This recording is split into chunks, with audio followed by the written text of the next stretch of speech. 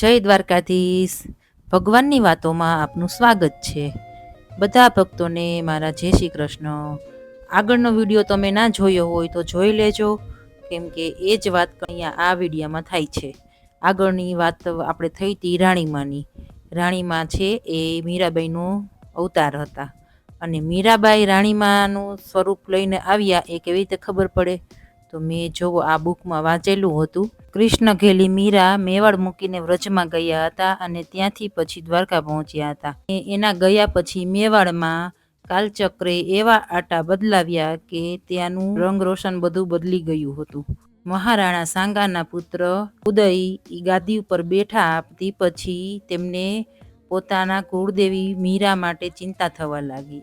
અનેક ભક્તજનોને મીરાબાઈને મનાવવા માટે મોકલવા લાગ્યા, અને દ્વારકા આવી રીતે અનેક માણસોને મનાવવા માટે મોકલ્યા હતા. એમાંથી એક એવા હતા કે જે ગેબીનાથ.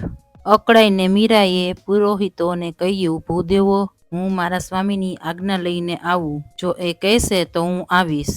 પુરોહિતો સમાજના વિચાર કરવા લાગ્યા કે મીરાબાઈ તો આવશે જ, આપણો પ્રયત્ન સફળ થયો એમ મનમાં ને મનમાં વિચારતા હતા, અને રાજી થતા હતા કે ચાલો માની ગયા મીરાબાઈ. અને એક ગેબીનાથ હતા જેની દ્રષ્ટિ મીરાબાઈના હલનચલન તરફ વધુ ચોક્કસ પ્રકાર બની ગઈ હતી, અને ક્ષણભર માટે ચિત્ત તેમનાથી અન્યમાં જતું ન હતું. મીરાબાઈ દ્વારકાથી બહાર જવા ઈચ્છતા ન હતા. મહારાણી મીરા તો સોળે શણગાર સજીન, સરસ મજાની વેણી ગૂંથીન, સરસ મજાના કપાળ ઉપર તિલકનો ચાંદલો કરી, જરી ભરેલો ઘાઘરો પહેરીને એવા સરસ મારવાડી ઢબમાં તૈયાર થઈ ગયા, અને બોલ્યા, બ્રાહ્મણ દેવતાઓ, હમણાં રાજના દર્શન કરીને આવું છું.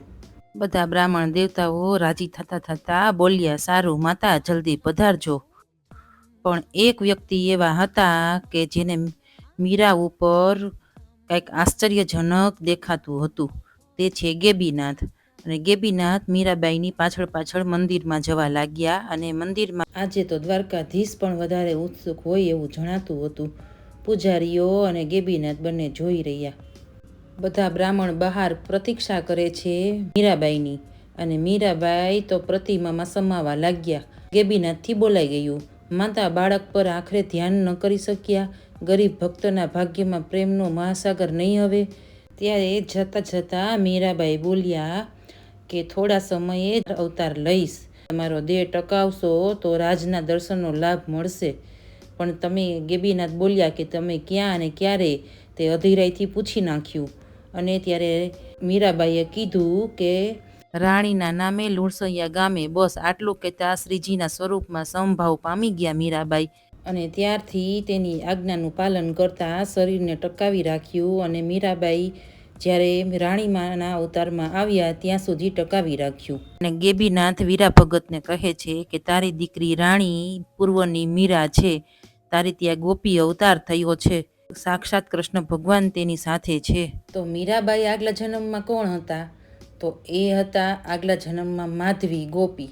તો એની સ્ટોરી તમને આગળના વિડીયોમાં કહીશ. ચેનલને સબસ્ક્રાઈબ કરી લેજો. આવો ને આવો આપણે સત્સંગ કરશું, અને તમારા બાળકોને, તમારા સગાવાલાને અને તમારા ફ્રેન્ડ મિત્રોને આ વિડીયો શેર કરી દેજો, અને બધાને આ વાત, ભગવાનની વાતો સંભળાવજો, જેથી કરીને ભગવાનની વાતો અને સત્સંગ વધે બાળકોમાં. તો બોલો જય દ્વારકાધીશ.